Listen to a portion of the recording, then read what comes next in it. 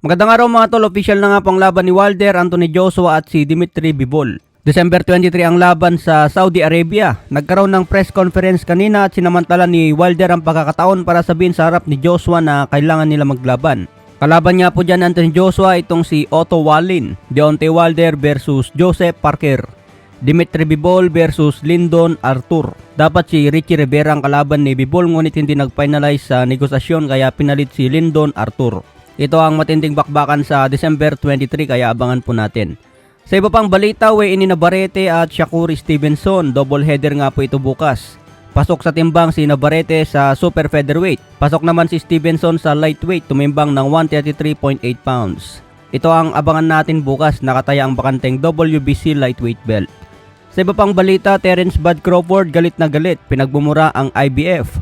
Wala daw kwenta at wala siyang pakialam. Tinanggalan ng titulo si Crawford dahil hindi daw nilabanan si Jaron Ennis.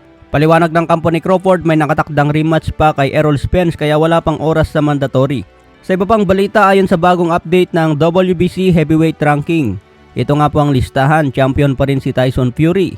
Number 1 challenger si Deontay Wilder, number 2 si Anthony Joshua at number 10 na po si Francis Ngannou. Minsan lang lumaban sa professional si Ngannou at pasok kaagad sa top 10. Kahit natalo pa si Ngannou sa unang laban niya, kinilala ng WBC ang performance laban kay Tyson Fury. So abangan po natin kung mapalaban si Ngannou laban kay Anthony Joshua at Deontay Wilder. Sa iba pang balita, Jaron Ennis binalaan ng ibang top contender sa welterweight tulad ni Mario Barrios, Aymantas Stanionis at Kit Turman. Huwag na raw umiwas sa kanya dahil handang itaya ang IBF sa kahit sinong kalaban. May kartada si Ennis na 31 wins, 28 KOs, walang talo, edad 26. Ito ang bagong aabangan sa welterweight, mas lalakas pa ito sa edad na 30. Sa iba pang balita, kinumpirma na nga po ng WBC kung sino ang panalo kay Benavides at Demetrius Andrade. Ipag-uutos nila ang mandatory kay Canelo. Mangyayari ang laban ngayong November 25 kaya abangan po natin ang bakbakan sa super middleweight.